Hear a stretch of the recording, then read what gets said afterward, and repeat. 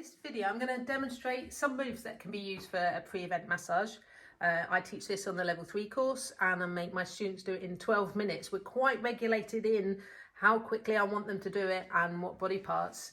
So when we do a full leg pre-event massage, we've got a hamstring, we've got a calf, we've got another one, turn them over, we're going to do a quad and a quad.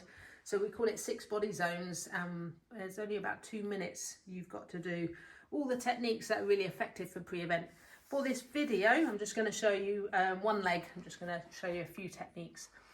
Now, pre-event is really good to stimulate the muscles, and I'm going to use quite a bit of topotement. I don't normally use topotement in practice with deep tissue massage, but it's really good for stimulating those muscles in here. And also another effect of it, if I was doing some topotement on this hamstring, the stimulation on the hamstring makes the opposing muscle, the quadriceps, relax more, and you tend to get more range of movement in the quads. So that reciprocal inhibition or antagonistic muscle pairs. So I will stop talking, although I can't help myself, I will probably talk all the way through it. And I'm going to use talc today. Talc is a really good medium, which is non-slip. And if you've got an athlete who's a gymnast, maybe MMA, and you don't want them to be covered in lotion where they might slip off machines or, you know, parallel bars, etc., this is a really good lotion, or sorry, a medium to use. So it will feel quite normal to the client. To me, it feels a little bit different, but it's really smooth. So if you haven't used a talc before, this one is a topical powder from Physique, but any form of talc powder will be okay. So we're gonna make a start. I'm going to use techniques that are slightly quicker than I normally do and less firm. So for pre-event massage, and this is me not talking, so for a pre-event massage, we don't want anything too firm or painful. We don't want them going off to compete in an event with tender spots that you may have created with deep work. So effleurage. I can already feel a bit of the heat coming through. So with the talc, there's a little bit more friction, but it does glide well as well.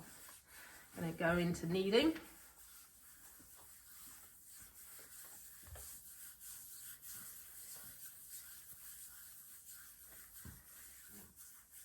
At events, if you've ever done any event work, they may just have lotion. Lotion is absolutely fine for certain sports, running, football, rugby, etc. But I had a conversation earlier and we were saying that for pre-event, some people just come with niggles. They want those little niggles that they've got helped before they go and play, rather than just a general massage to help stimulate. And athletes are very good at doing their own warm-up and any form of stretching that's appropriate. So from here, I want that muscle to relax a little bit more. I'm going to do a technique called shaking. So I grab the hamstring with both hands, move it from side to side. And you can see a nice movement, shows it is starting to relax a bit more. Okay, it's quite physical for the therapist. I sound like I'm out of breath already, I know, I've only been working 1 minute. So it can be timing in your pre-events. Let's do a bit more effleurage.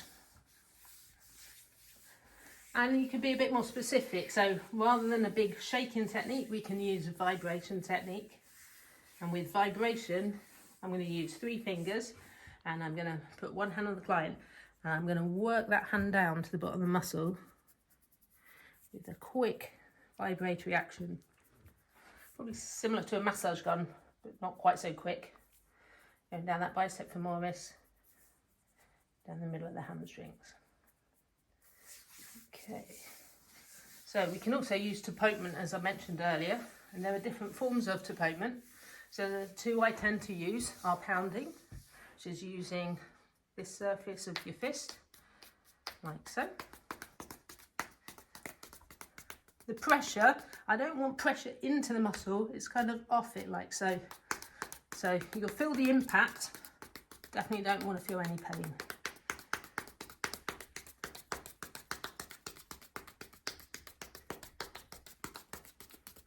Okay. We can move from that to hacking. So hacking should be nice relaxed wrist, nice relaxed fingers, not like so. There's a definite difference in sound. You can go over the glutes. Okay, in body massage they use it a lot, but it's more softer, more relaxing. This should be stimulating. After any tapework, we're going to do some effleurage. And that might be all the techniques that I have time for. And I'm not sure what my video counter says at the moment because of all my talking. But I would now move on to the calf. So I'm going to come down here, get a little bit of talc. Rub that talc in. Can be quite messy though. And you've also got to make sure it can come up. If you have breathing difficulties, it might irritate a little bit. So I'm at the foot of the couch now doing some effleurage, going quicker than I would normally go.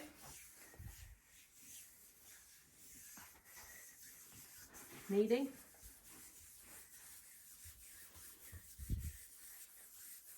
Come down into the Achilles.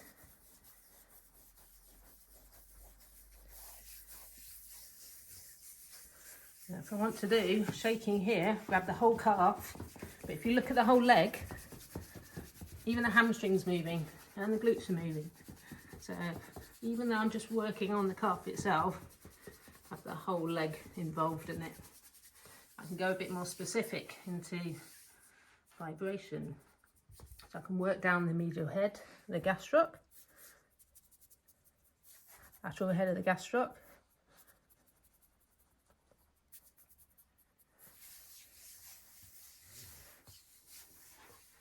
And I can do some development. Now, if you've had a look at my calf video on deep tissue, calves can be pretty painful. One of the most tender bits of the body actually to have massage, but this is pre-event, so do watch your pressure. And also posture is really important. So I don't know if you can see my posture. I call it a horse riding stance. And my back should be fairly straight, she says. Okay, but I see a lot of students concentrating so much on their hands that they end up in this position. So for us as therapists, we really need to watch our posture as we're working.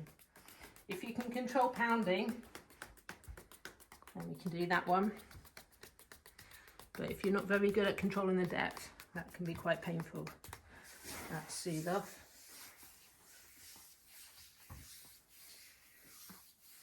Okay, that whole leg is finished. I'd move on to the other leg, then take the bolster out, turn my client over and work on the quads.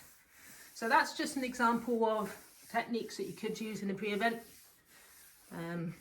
It does depend on the sport, what you've got available, and it's very much client specific. But I hope that's given you some ideas. Thank you for watching.